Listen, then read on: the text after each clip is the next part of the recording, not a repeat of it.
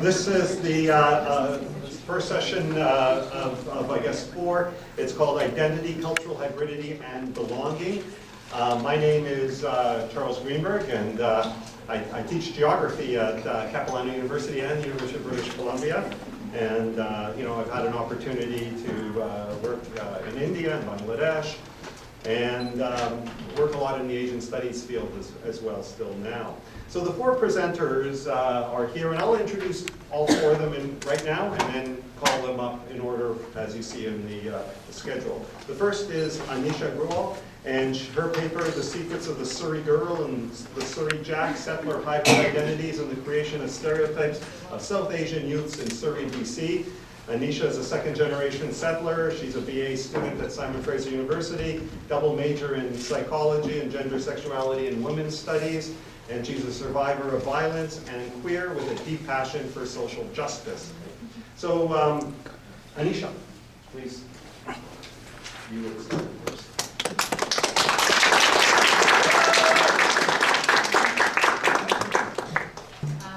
I wanted to acknowledge that the lands that I'm discussing are the traditional and unceded territories of the Katzie, the Kwantlen, and the Semi-Yamnu First Nations peoples. My relation to the land is that I was raised there.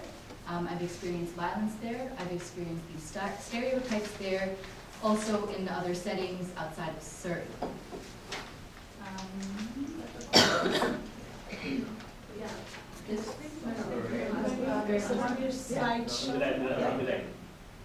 One more. Okay. The title of my paper has been mentioned, so I won't go over that again.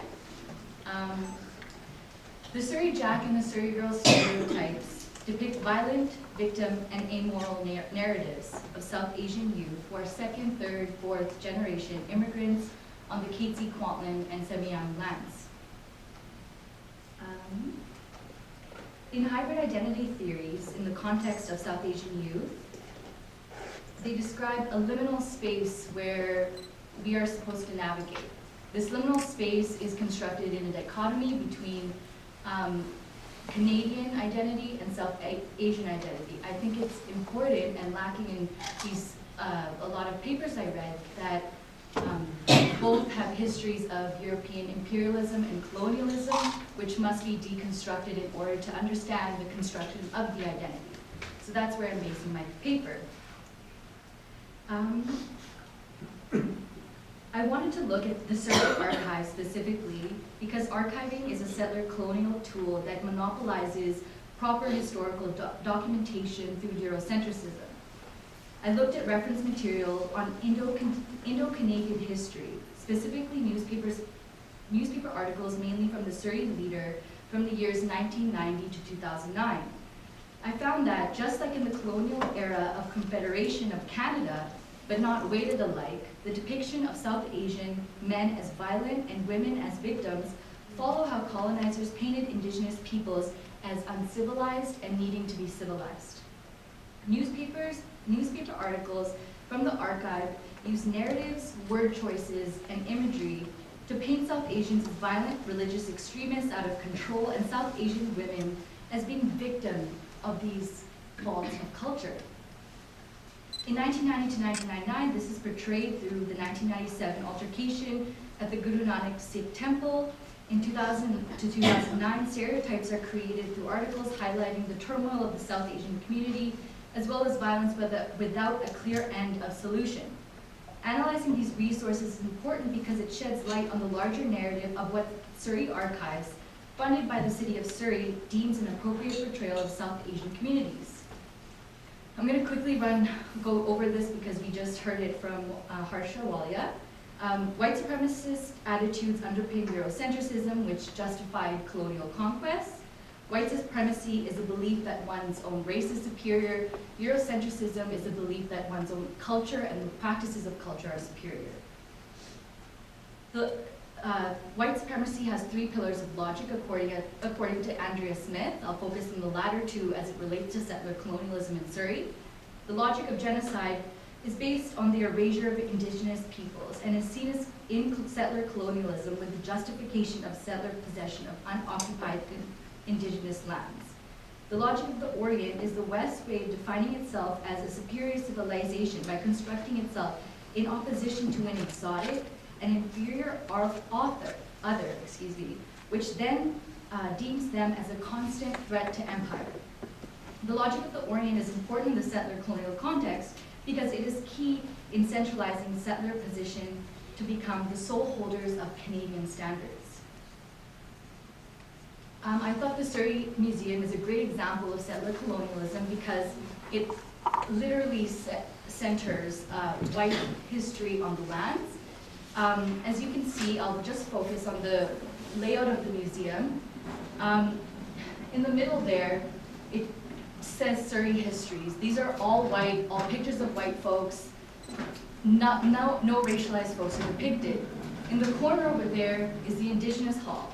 The Indigenous Hall depicts Kwantlen peoples only, number one, and number two, it depicts them as a civilization back in time. So what they highlight are the tools of a civilization, but they're also like 3,000 to 10,000 years old.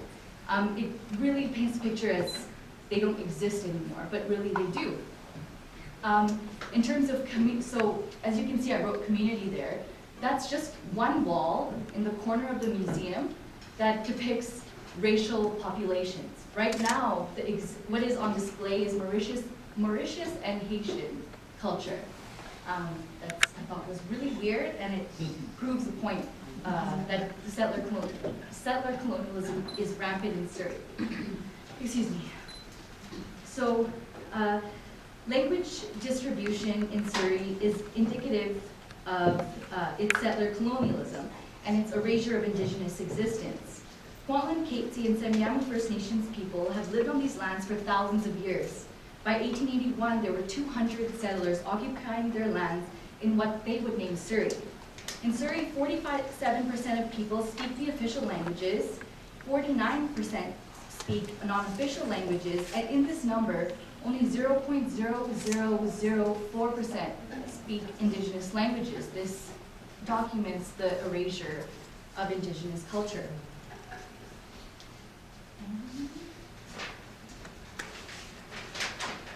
Settler colonialism is rampant in Surrey because its inhabitants are routinely othered. Surrey is the home for one of the largest South Asian settlements in the world. 43% of Surrey's population are immigrants, 75% being from Asia and 49% being from India.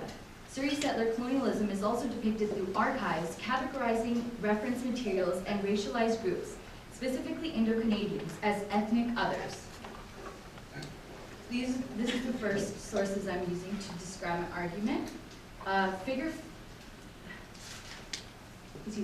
Word choices to describe the altercation of the 1997 Guru Nanak Sikh temple, like bloody clash and temple fiasco with 4 more charge, sensationalizes the events as being full of violence with a lot of perpetrators.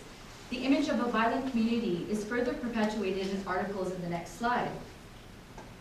Figure 5's author uses imagery to capture the violence of the altercation, describing it as a chilling scene bordering the surreal, turbaned figures, brandishing long swords, blood soaked from the chaos, uniformed police, and riot squads grappling for control.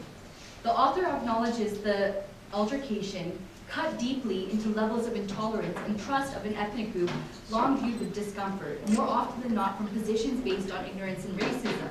This is disturbing as the author in Figure 5 labels the peoples as extremists perpetuating violence. And in Figure 6, 2 of the Surrey leaders' editors urge readers to not homogenize the South Asian population as violent extremists. 2 minutes? Uh-oh, okay.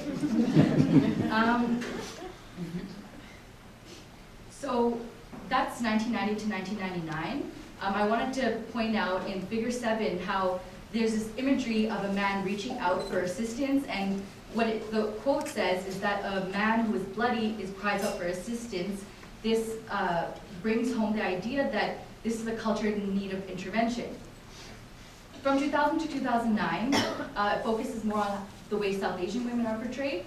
They're portrayed as victims of domestic violence, as reaching out for help, as a culture that still needs work because gender equality is still sought, and painting not South Asian women, but abused women as South Asian women. Furthermore, in 2000-2009, the Surrey Archives depicts forums taking place to tackle South Asian issues, where they share issues, ideas, and solutions, but they quote that,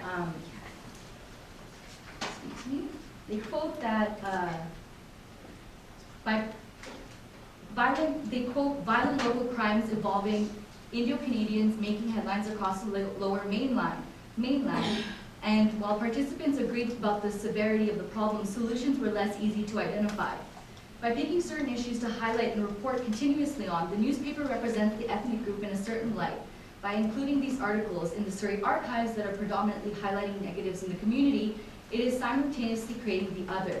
Because the other is uncivil, its people need intervention. The settler colonial city centers itself as the one to intervene. So what implications does this have on South Asian youth? Representation affects what stereotypes are created, which in turn affects identity formation for stereotyped groups and individuals. Stereotypes enable us to respond rapidly to a situation given our personal knowledge, but also homogenize groups and ignore differences between people. The stereotypes created are the one of the violent South Asian man and the South Asian woman as a victim. In Purnima Sundar's To Brown It Up or To Bring the Brown Down, Sundar uses a grounded theory approach to study the hybrid identities of South Asian Canadian women and men ages 18-25 and finds that these youth were influenced by their ethno-racial history as well as their personal history grounded in Canada. Furthermore, youth actively negotiate various aspects of their environments and draw on their identity capital to make deliberate, strategic choices about whether to brown it up or brown it down. Here, identity capital refers to the various tangible and intangible resources youth have that best represent how youth define themselves and how others will define them. The implications of identity capital is that the greater the identity capital youth has, the more power they bring to an interaction, and the greater their capability to efficiently maneuver different social situations. This is just my conclusion. Sorry. It is important to study the construction of these hybrid identity and stereotypes because in terms of generation status, according to Statistics Canada, 54% of the population in Surrey are second to or third generation immigrants. The Surrey girl and the Surrey Jack stereotype was created through homogenizing South Asian cultures and overrepresenting South Asian culture and peoples as committers of violence and victims of abuse. The narrative of a violent, racialized society is a deliberate and purposeful construction because it gives the white settler the opportunity to intervene and to control. This need to police the land and its people is derived from Eurocentrism and is perpetuated through Canada's identity as a settler colonial nation state. Thank you.